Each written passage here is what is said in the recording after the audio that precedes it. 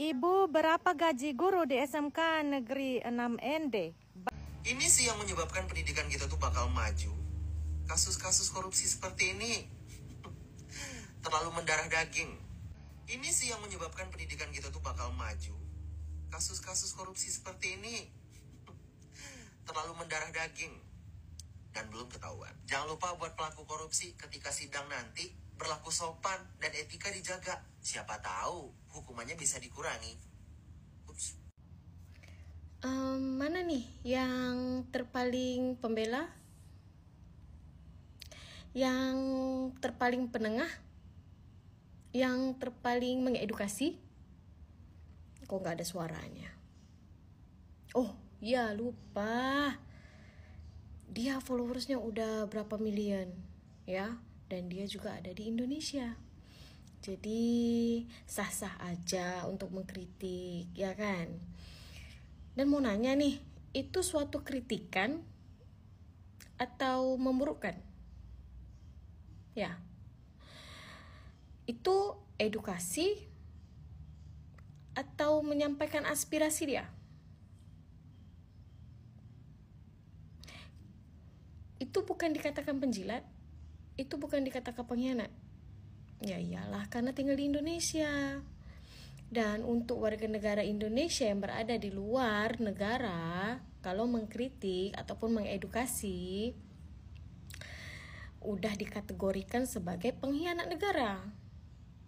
Tapi kalau yang berada di Indonesia untuk memberikan suaranya, nggak dikatakan sebagai pengkhianat negara.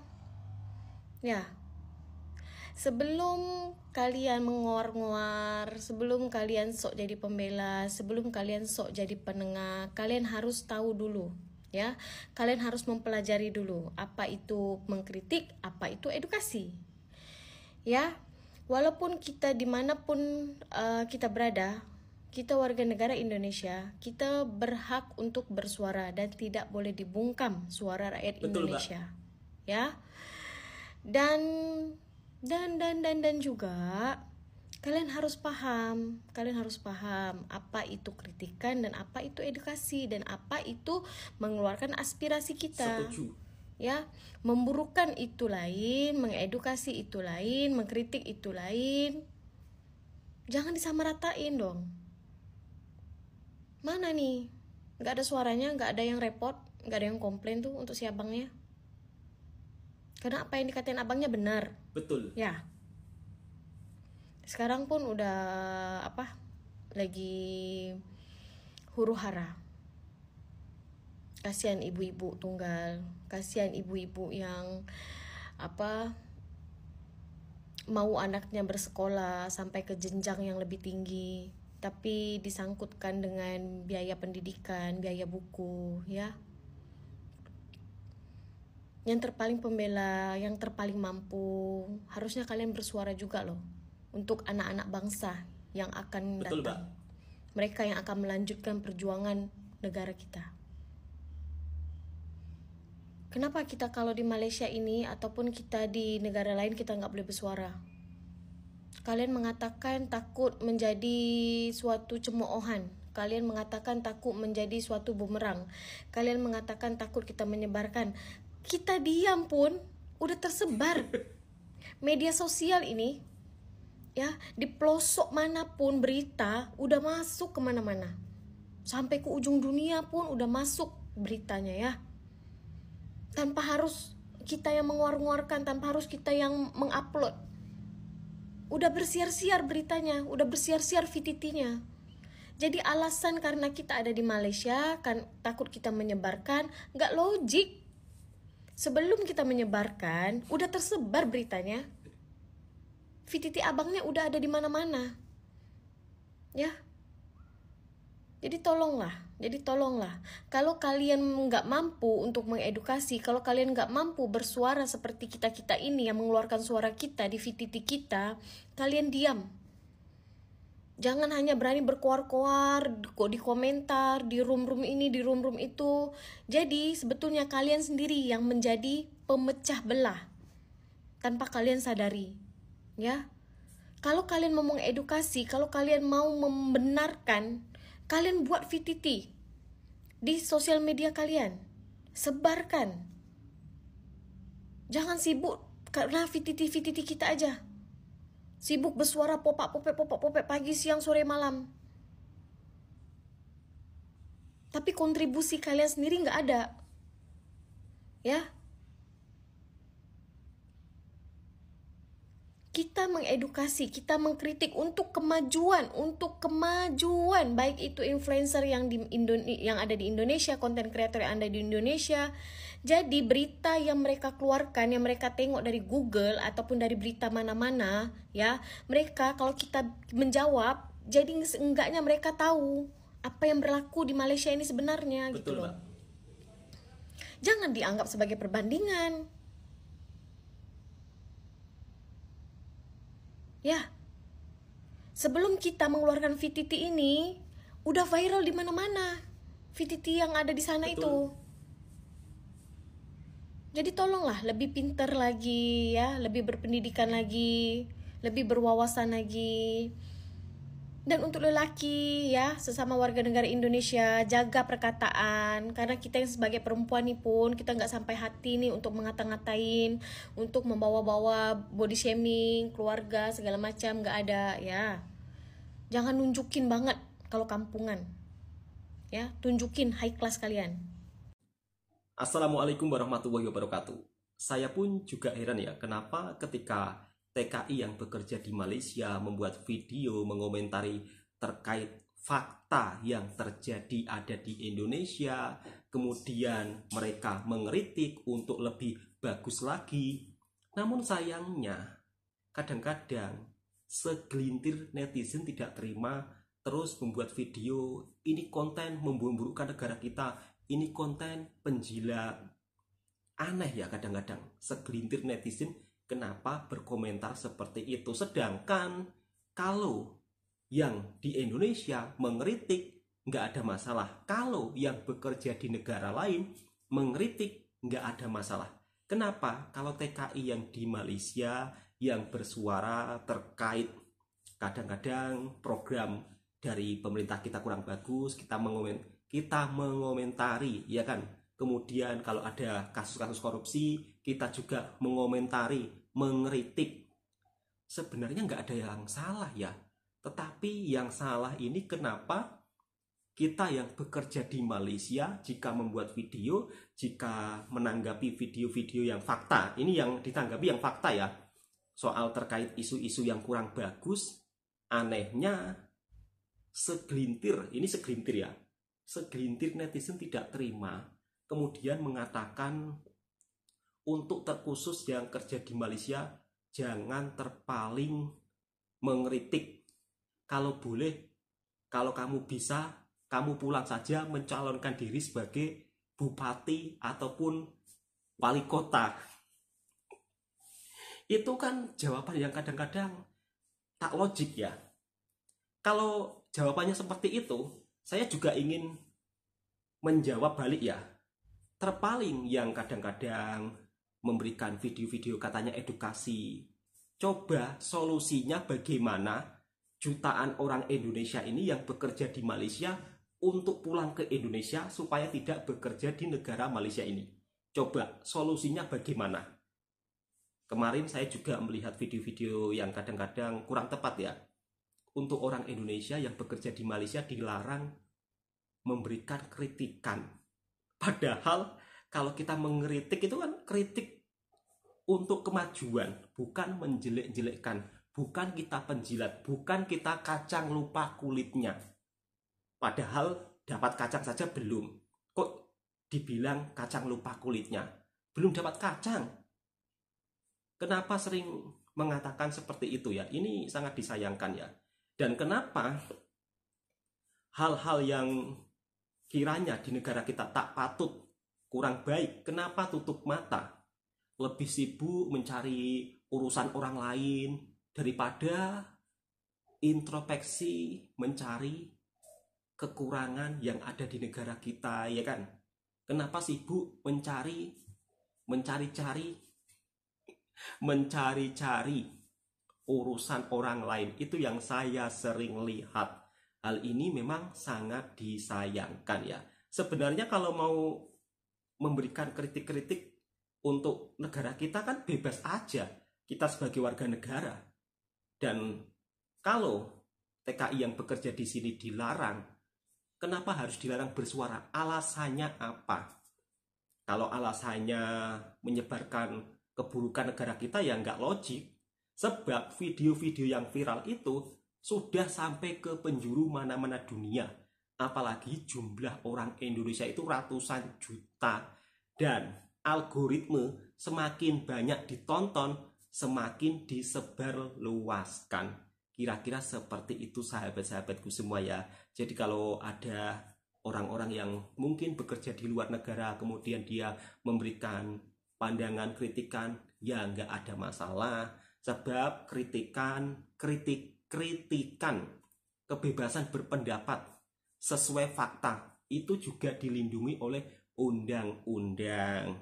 Dan pada faktanya, kadang-kadang di negara kita yang perlu kita suarakan dari segi gaji guru, kadang-kadang begitu dibayar sangat miris. Ini perlu kita suarakan. Kenapa?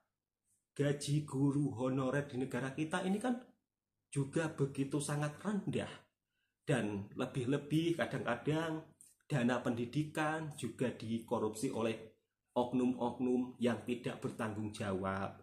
Ini juga perlu disuarakan supaya negara kita juga lebih maju ke hadapan. Dan ini bukan tentang bahan perbandingan ya. Fasilitas-fasilitas di negara tetangga di Malaysia ini, fasilitas sekolahnya itu loh, itu bagus-bagus loh, walaupun berada di kampung pedalaman. Kalau saya berbicara seperti itu, ramai yang tak terima, ramai yang marah-marah. Kok jangan banding-bandingkan gitu. Membanding-bandingkan hal yang positif itu apa salahnya sih? Salahnya di mana? Coba tulis di kolom komentar. Jangan punya kebiasaan yang tidak mau menerima fakta dan kenyataan. Kiranya hal yang benar perlu kita suarakan. Dan akhir-akhir ini di media sosial itu selalu viral terkait gaji guru. Gaji guru honorer ini sering menjadi perbincangan di media sosial. Dan ini patut kita suarakan. Guru honorer juga harus mendapatkan hak-hak yang kiranya gajinya tidak begitu rendah. Dan mudah-mudahan dengan adanya video yang viral, terus kemudian kita ikut memviralkan, ya mudah-mudahan bisa menjadi solusi terbaik supaya gaji guru honorer ini juga dinaikkan. Di negara lain loh gaji guru tinggi-tinggi, tapi kenapa di negara kita kalau memberikan gaji guru honorer seolah-olah seperti apa ya? Seperti seenaknya saja kalau dari segi pandangan saya. Kenapa tidak dihargai? Bahkan nestapa nasib guru honorer sampai ada yang mencari barang bekas atau mencari rongsokan sepulang mengajar. Oke, inilah curhatan gaji guru honorer yang begitu sangat memilukan. Ini fakta ya.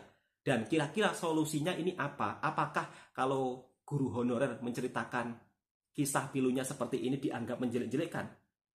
Coba untuk sahabat-sahabatku tulis di kolom komentar. Jadi harus bisa memahami ya, antara mengkritik dan juga memberikan edukasi itu harus bisa dipahami. Oke, kita reaction video berikutnya. Ibu, berapa gaji guru di SMK Negeri 6 ND? Balas pakai VT. Ini pertanyaan yang menyakitkan. Sabar ya, saya tanya saya punya teman-teman guru dulu. Ini mereka punya gaji setiap bulan berapa? 250.000. Ibu Yani? 250.000 satu bulan. 250.000 Per bulan. rupiah atau juta? Rupiah. Kalau guru kejuruan? Sama dong, satu bulan 250.000. 250.000 rupiah. Yang satunya guru produktif juga. Sama 250.000 rupiah. Jadi honor di sini nih gaji kecil sangat.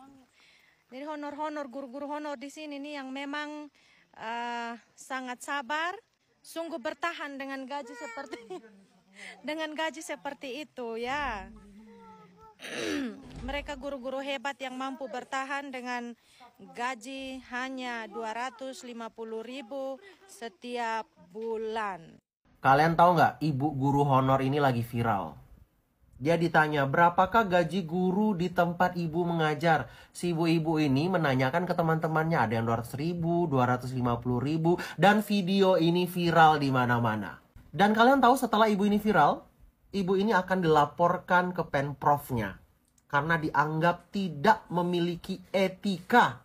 Ya, tidak memiliki etika, guys. Nah, ajarin dong cara etika yang baik dan benar ketika guru honor nih hidupnya menderita. Ini kalau nggak viral nggak akan bakal digubris di negeri tercinta ini. Apa-apa dikit guru tidak boleh protes. Dikit guru bersuara dibilang ngelawan. Dikit guru bersuara dibilang tidak punya etika. Etika yang seperti apa? Gimana? Semakin dilaporkan, ini semakin akan memanas. Hah?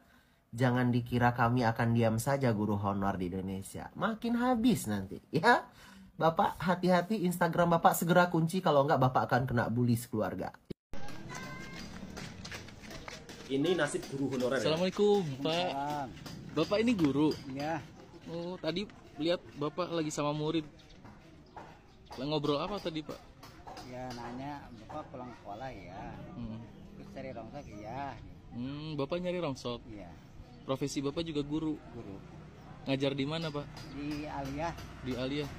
Emang kurang, Pak? Kurang biaya. Kurang biaya. Semangat terus ya, Pak ya. Tapi Pak, ngajar udah lama sebenarnya. Dari tahun 88. Dari tahun 88. Ngajar di mana? Kalau di sana mau 3 tahun. 3 tahun. Memang pulang ngajar tuh pasti Iya. cari rongsok Dari bujangan. dari bujangan. Istri di rumah ada? Ada tahu ya. Tahu kan? Sekarang istri ada di rumah. Istri udah meninggal. 3 tahun 3 tahun yang lalu. yang lalu. Kenapa meninggal? Kanker payudara. Berarti di rumah Bapak sama anak. Berarti dari rongsok ini Bapak ngidupi anak. Anak Bapak ada berapa? Ada 2. Ada 2. Masih sekolah semua? Yang satu sekolah, yang satu udah beres. Oh, iya. Semangat terus ya, Pak. Ya, terima kasih, Pak. Ketika guru SMA honorer yang ada di ND menceritakan gajinya lewat media sosial TikTok, justru pemerintah daerah tersebut merasa dirugikan ya, karena terbawa nama daerahnya. Dan katanya guru tersebut tidak beretika, tidak sopan. Kok kadang-kadang pemerintah kita ini kalau dikritik sesuatu yang fakta, yang kenyataannya seperti itu, kok tidak mau menerima kritikan tersebut ya? Harusnya pemerintah di daerah tersebut memperhatikan gaji guru honorernya. Bayangkan sebulan digaji cuma Rp250.000. Belum untuk uang bensin, belum untuk uang makan. Cobalah pikir-pikir, Pak. Dan masih banyak lagi guru honorer yang mencerdaskan anak bangsa, justru nasibnya kadang-kadang sampai begitu susah. Bahkan ada yang 36 tahun mengajar, setelah pulang mengajar mencari barang bekas untuk demi menyambung hidup. Dan mudah-mudahan ada solusi terbaik buat para guru honorer supaya gajinya paling tidak dinaikkan lah. Jangan memberikan gaji seenaknya saja. Oke, cukup sekian. Semoga video ini bisa memberikan informasi yang bermanfaat. Kiranya suka dengan channelnya Bang Toha, silahkan tekan tombol merahnya, subscribe, komen, dan bagikan ke sahabat-sahabat Anda semua. Assalamualaikum warahmatullahi wabarakatuh.